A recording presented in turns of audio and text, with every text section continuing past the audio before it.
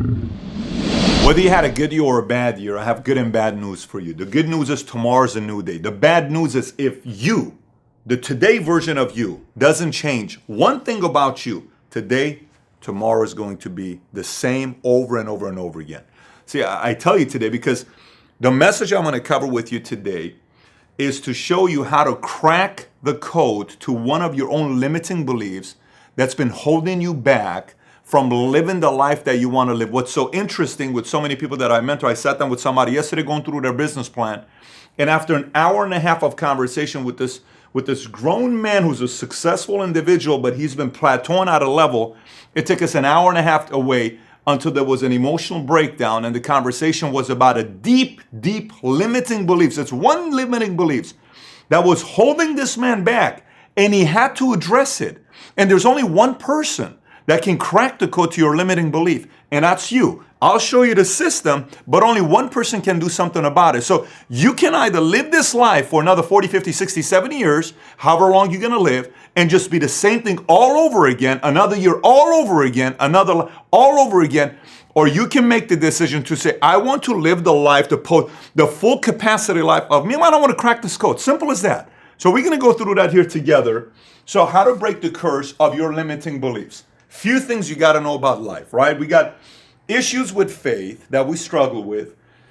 We have family, friendship, relationship, marriage. We have finance, business, health, and politics. Now, on each one of these, you may have a limiting belief because think about it. There are people, you ever hear people that, will brag about the fact that they are very good in their health and they have six packs and they have good bodies and they work out 7 times a week and you see them showing their legs and they do all this stuff and they're in such good shape, right? No money in the bank account, no good personal life, no good marital life, not a good faith, but they have an incredible body. Why is that? Well, because they don't have limiting beliefs in their health, but they do have limiting beliefs in other areas of your life. I don't know what your limiting belief is in what area. But I promise you there's a limiting belief that's holding you back in each one of the areas. Let's give you an idea. One could be faith. You could be somebody that grew up in a church, and I hear this happen all the time. The pastor gets up one day and says, I've been having an affair with somebody in the church, and I'm stepping down. And all of a sudden you say, I will never go to a church ever again. That is a limiting belief because of an event took place to you when you were 16 years old and your parents were so disappointed and you were devastated. And now you don't believe in God because you based everything of your faith was a vertical relationship and you were disappointed by horizontal because somebody around you let you down. So that is a limiting belief. And you need to crack the code to it. So you don't believe there's a God, or you're an atheist, you're an agnostic, or whatever, or churches that just want to make money. Because I remember one time we gave this pastor money, he came in a Bentley, and it doesn't matter. I don't know your limiting belief. But if you have a faith issue, you have a limiting belief here that you can address. And if it's important to you, you'll be able to crack the code to your family, friendship, relationship, marriage. So let's look at that one. You may be afraid of having kids. Why? Because your mom or dad wasn't a good mom and she left or he left, and you're afraid that if you have a kid, you're going to be like that and it's going to hurt you, and you're afraid to have kids because you were hit and abused when you were a kid growing up, and you're afraid that maybe you're going to do that and no one knows about that, but it's a fear that you've been arrested and it's a prison. No one knows it. Relationship. Your parents got a divorce. You're afraid of getting married because if you do get married, what if somebody gets a divorce, or if you're a woman and every time you date a man and all of a sudden you realize this is a good guy that could be married, you cheat on him and you go with somebody else because you don't want to break, you don't want it to get too serious, because what if you get serious and then 17 years later when your parents were married, your father left and broke it, all that stuff. It's so deep, but it is a limiting belief that's holding you back. If it is, that's the area. Friendships. You have a hard time keeping friends because one of your friends that was your best friend ended up dating your boyfriend at that time, and you have a hard time trusting friendships, or you had a father that left, so you have a hard time trusting men all your life, or you had a mother that said all these negative things about you and she doesn't believe in you and all that stuff, so you have a hard time working with other women in your life because there was something in your life that's a limiting belief that's stopping you from working with those people in the right relationship. Marriage could be the same thing, lots of them. Finance.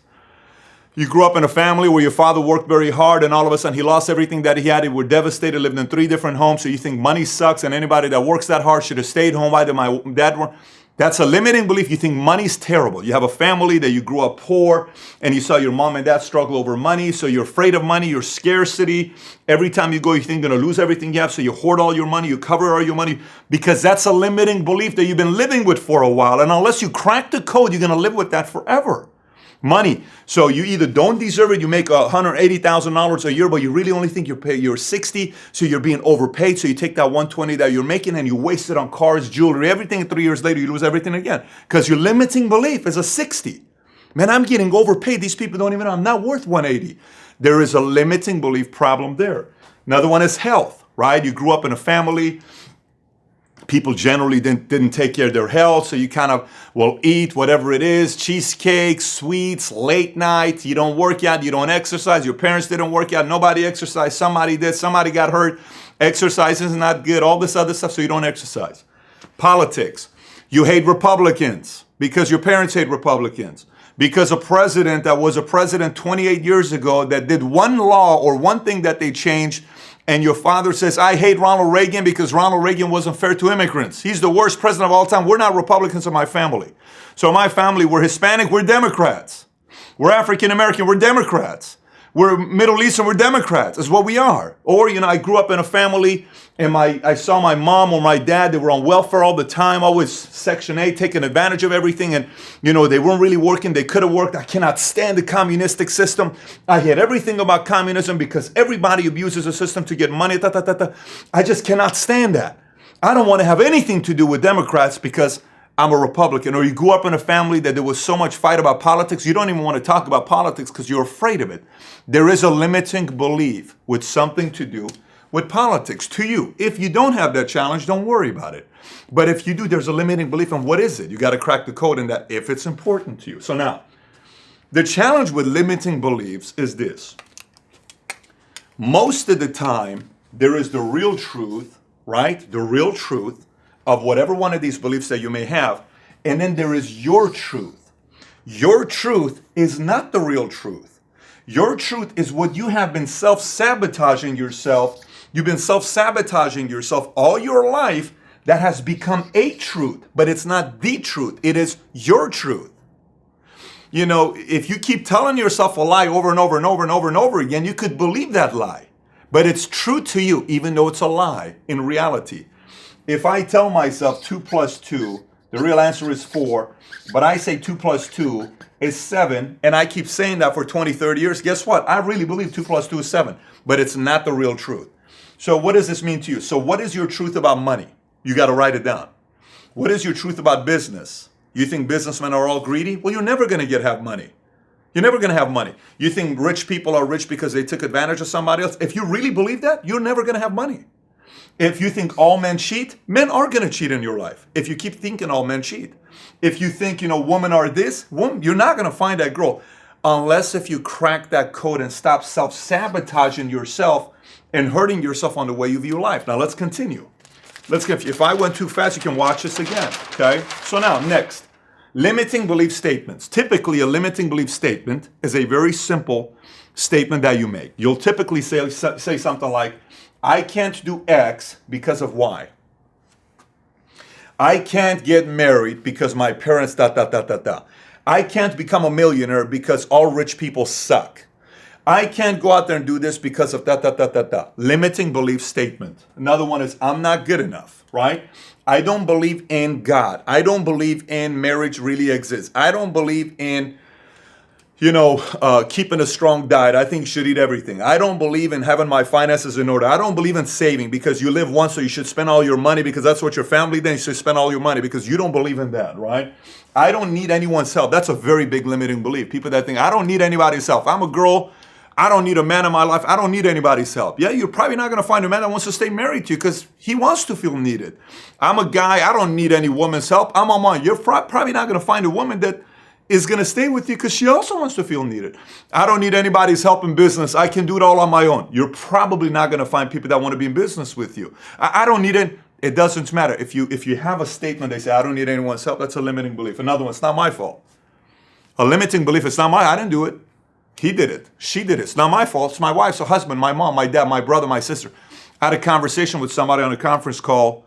What's today? Today's what? Wednesday? Wednesday, yeah. Tuesday morning, I had a conversation with somebody, and somebody said something to me on the conference call, and I said, listen, I totally understand that that may be a truth. But what I like to do with my life, that I had to graduate this back in 2004, is to understand, instead of saying it's not my fault, is to understand, what can I do with this situation myself to have improved it? Do I have to voice my opinion? Do I have to say something? Do I have to act? Do I have to look at my choices? But if I sit there and I let it happen, I don't do something myself, you can't say it's that person's fault. It's your fault. So it's responsibility. That's a limiting belief. What if I fail? What if it doesn't work? What if this marriage doesn't work? What if I can't do it? What if this limiting belief statements, if you start from there, positive one instead of a limiting belief, maybe, imagine if I could, imagine if I could make it, imagine if this, sometimes we go back to, what if I fail? What if it doesn't work? What if I'm not good enough? What if I'm not smart enough? Limiting belief, what if I'm not? What if I'm not? What if I'm not? What if I'm not? Right? Those are limiting belief statements. Make a list of some of your limiting belief statements that you have. Now, next one. We've heard this in other places before, generational curses, that whether they are true or not, okay, let's just say they're not true. Okay, that's great. Maybe you need to tell yourself that. But sometimes people tend to follow the exact footsteps of their mom or dad, whether it's good or bad. Sometimes the bad we tend to continuously do because it's a generational curse that keeps continuously happening. I may say, Patrick, that's generational curse stuff is not the truth. Really? Well, if you look at the generational curse, if you look at a kid that has played ball, you'll generally see the kid may also play ball, and the father played ball and continuously will go down, right? Steph Curry, his father played, his brother played. Eli Manning, Peyton Manning, Archie, is it Archie Manning? Archie Manning. There's a generational trend there. That's not a curse, that's a trend there. But you also see it with some curse that takes place, holding grudges. If you notice people that hold a grudge heavily, there's typically somebody in that lineage of their family that may hold a grudge. They may have had a relative or a mom or a father. I won't talk to that person ever again. That's holding a grudge, but there's something there. So why are you holding a grudge? So you may ask yourself, who my family held grudge? Why am I continuing this holding grudge? Do I want my kids to also keep holding grudges? Now, it's not really a big deal to hold a grudge. Well, do you want to go 17 years without talking to your brother? Do you want to go 12 years without talking to that best friend of yours that you guys were best of friends? He's successful, you're successful. It's not like you guys have negative habits. Both of you are successful. Why aren't you talking to that person? I don't want to talk to this person. I don't want to talk to that person. That's holding grudges with people. Next, money. That's a big generational curse. You'll notice a trend. If you write the lineage, father, grandfather, how were they financially? Are you continuing that tradition as well, financially, good or bad? Why? Why do you think you also have to continue that? This is not to blame them at all. This is that eventually on the generational curse, the good news is it can be stopped, and it's normally stopped by one person that becomes the hero for the future generations of the family when that one person decides to stop a generational curse. So your spending habits, how many of it is similar to your mom or your dad? Do you hoard? Do you do this? Where did that come from? You got to ask those questions. Alcohol. Sometimes you see a son drinks, father drank, grandfather drank. Alcohol. Come home, I'm going to drink, I'm going to do this, and it's not a big deal initially, and next thing you know, 2 beers, 3 beers, then hard liquor, then every day, then all the time, then it's just making a fool out of yourself. You lost the job, lose relationships, you do all these other things. It's a generational curse that could be taking place. Breaking the law. Sometimes you see, hey, my father's in prison, my brother's in prison, my grandfather's in prison, so you go into prison. Why do you need to continue that as well? That's a generational curse that you're continuing. Sex. Married, yet having 5 girlfriends, okay? You look at if your father did that, yes, that may be a generational curse that's passing down, right? Same with mother. Your mother maybe would hold it back from your father and say, I haven't had sex with your father for 6 months. So you do the same to your husband. That doesn't help the marriage out, right? I don't care if this, that. We're just not going to do this. That's also something could be passed on because you saw one of the behaviors of somebody, so you're continuing that as well. It may not be the real truth, but it's your truth. Drugs. See how common that is. Smoking pot, they smoke pot, ecstasy, coke, hard drugs, it doesn't matter. You'll see that trend taking place as well. Next one is racism. You see a lot of that. That's a generational curse. And let me tell you what I mean by racism. It's you have to marry a Hispanic person because we're Hispanic. You have to marry somebody that's also Hispanic, okay? We don't marry white people. We don't marry black people. We don't marry Middle Easterns. We don't marry this. That's a generational curse. I grew up in a family that, hey, you have to marry somebody that's a Middle Eastern. I married a Caucasian girl from Great Britain. That's who I married, right? And that didn't look at, hey, what? All my friends, oh my goodness, he married an American. He married somebody. You should have seen the reaction of my friends at our wedding. You got all Middle Eastern hairy people on one side. You got all these Caucasian, blue-eyed, green-eyed people on the other side. They're looking at each other. There's no way in the world this is going to work out, okay? That is a generational curse of racism that could take place. It could be slight. It's not even a big deal. But many times I heard somebody the other day say, I don't like working with white people, because I believe the white man has this and white man has that and white man has this. Well, that's probably going to be passed on to your kid. White people have been suppressing all this other. I don't like working with black people because black people this and black people that, and you see what they did, crime and all this other. I don't want to work with Hispanics because they just want to do this. I don't want to work with. You may not even know it because every time we say racism, the first thing we think about is African American. That's not the case at all. It has nothing to do with African American.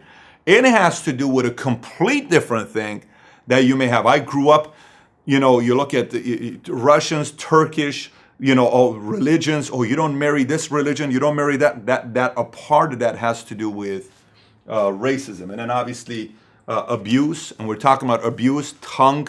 It's either verbal abuse, where you saw somebody lashing out on your wife, your father lashed out on your mother, so you do that to your wife, or you saw your mother lash out on your father, and you do that, or your father lashed out on you, you're doing that as well. Sometimes this is more painful than a pow-pow. This is sometimes a lot more painful than you giving your kid a pow-pow because this stays. The tongue is it's a very powerful weapon. Believe me, it's a lot more powerful than a baseball bat. A lot more powerful than any of that stuff. Because a baseball bat, you get a wound, you get over it. This stays right here and right here. That leaves a scar. So you got to write down what statements have been made to you that have been lingering with you from your mother or your father. I had to do this 11, 12 years ago to experience that. And was that the real truth? Or was that her statement? Was that his statement? Right? Or is it my truth? And that's not the real truth, right? And then the other type is domestic, physical abuse. You've seen some, fathers abuse the wife or mother abuses the husband, and there's fights and abuse and physical, and you see that, and a kid grows up thinking that's normal. Every one of these can be addressed. By the way, let me add something else to this as well that kind of has to do with it. It's slightly different. Is your personal vice management. And I'll explain to you what I mean by this. Most people don't. If right now, think about the most embarrassing thing you've done in the last month that no one knows about. Think about that one thing, that you have a vice that no one knows about. If that vice all of a sudden became public right now on Facebook and social media, how would you and I react? Embarrassed, right? You have no idea how many of us are being held back by a vice. It's a secret. No one knows it. What is that vice? A secret habit that you have that no one knows you do. A certain drug, alcohol, a mistress, online porn. It doesn't matter what it is. You have a vice that you're absolutely lazy. No one knows about it. You sleep in, you slouch. No one knows about it. You binge, you eat, and no one knows about it. Late at night, no one's around. You just sit down and eat cheesecake, chocolate, and ice cream. I don't know how I gained weight. It's a vice. No one knows about it. Listen, you can only fool the world for so long with your vice until the vice catches up to all of us. All of us. And by the way, don't think for a moment there are these perfect people that don't have any vice. No one is free of this. Like, this is not something that the perfect church-going people don't struggle with. No. Every one of us struggles with this. Everyone's closet has some skeletons in it, except some have a lot of skeletons. Some have a few, but everyone's got skeletons in it.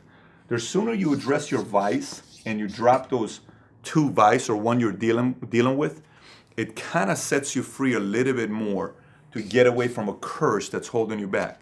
But you got to sit down and do this exercise and find out for yourself. Let me continue. So now, question becomes, so what do I do? What do I do this whole thing here? that I'm dealing with. I would suggest you watch the video again, but these are a few things I would tell you. One, you gotta be real with yourself. You cannot BS yourself. This is no bullshitting here with this here. You cannot do that. You cannot sit here and tell yourself, oh, I'm okay, everything's okay. It's not. If you fool yourself, we can fool people for the rest of our lives. The most difficult person to fool is the man in the mirror. And let me tell you, the man in the mirror is the only person in your life you're going to have to live with for the rest of your life. Now your wife, now your husband, now your kids, now your mom, now your dad, now your best friend. Nobody. Only the man in the mirror. And a man in the mirror does not hold back because he or she knows everything about you. Everything about you. The sooner you're real with yourself, the sooner you're liberated. You know how many people live with handcuffs and shackles that are non-existent, but they're holding them back? You know how many people? Billions of people.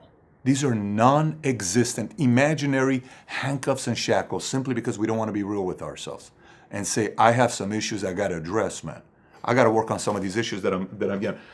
Get frustrated with yourself. You need to feel some emotions right now. If you're not, this is a waste of a video.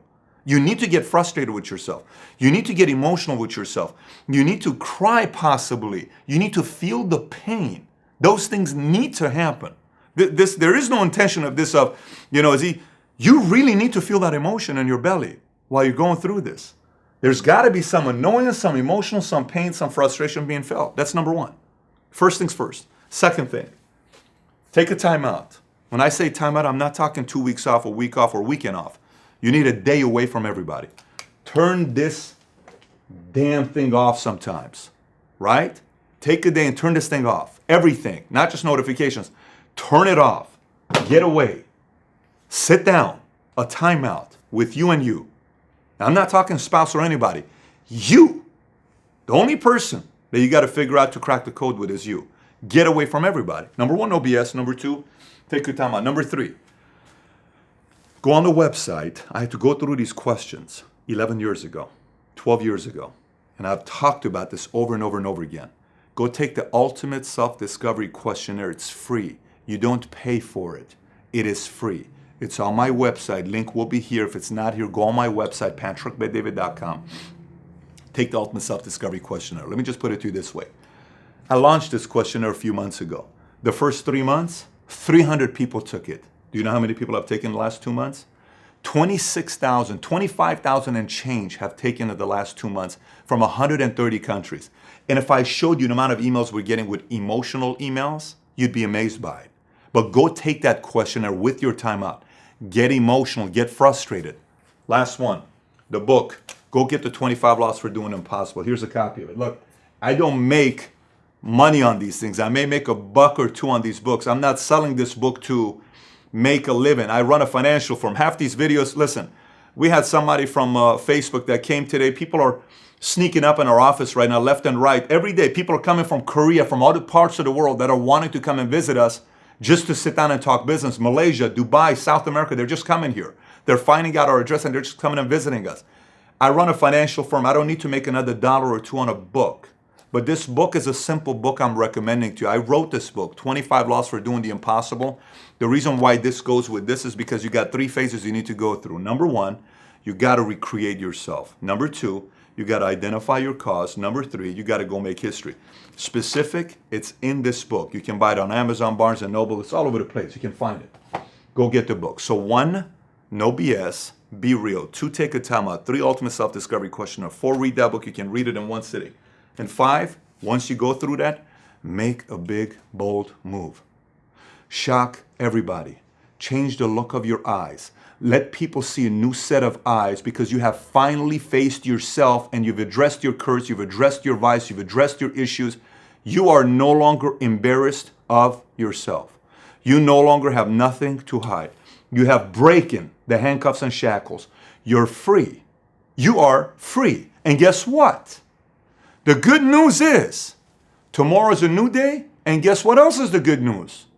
Tomorrow is going to be an incredible day. Moving on this year is going to be an incredible year. My life's going to be an incredible life. I'm going to have the most incredible relationships. I'm going to have the most incredible friendships. I'm going to make incredible amount of money. I'm going to go see the world. I'm going to have fun. I'm going to take care of my health. I'm going to have a relationship with a God or a higher power. I'm going to feel good about this cat. So with the 75 to 90 years that I have in this existence, I'm going to give value back and leave a legacy in the world. And they're going to remember the mark I left in this world. You go do that. That's the time to go do it. Remember, I don't make any money from doing anything like this with the video. I give $50,000 offer to go speak at people. I'm not making any money of this, of going and doing this video for you. Take this message, whatever part of the world you are. Nobody needs to know where you are, but you know where you are while you're watching this. Could be 2 o'clock in the morning while you're watching this. Could be midnight right now. Everyone's asleep. You're watching this, you're getting emotion. You're feeling the pain. Do it right now. Don't set this thing aside. This life thing is very exciting. Like this it goes. Gray hair. Like this it goes. I look at my leg. Today I was exercising. I went to the gym in the morning. I looked at my skin on the bottom of my ankle. I saw the veins that I used to make fun of my mom and dad with the veins. I have them now. Never had those veins. It's popping now. What happened with that? This guy's getting older. And he's got an expiration date. He ain't got 300 years to live. I got anywhere between 70 to 90 years to live. So do you. You think you got a lot of time to change? You don't. Start today. Make that decision today. If you have to watch the video again, you didn't take notes, grab a notepad and pen, go through it again, make these 5 points that you got to go through. And then from there, look, when you're done with this, if you're shaking a little bit, if you're emotional a little bit, and from there you come out and it's like this very sense of calmness about you. And you kind of like, whoa, I'm not cocky or arrogant at all, but I feel good about life and myself. I am very excited about life. That's how it's supposed to be. And when you do this exercise, let me know. You can comment on the bottom. You can share this video with your peers for them to experience it as well. Let me know about the experience you have for you. I really love to hear the stories.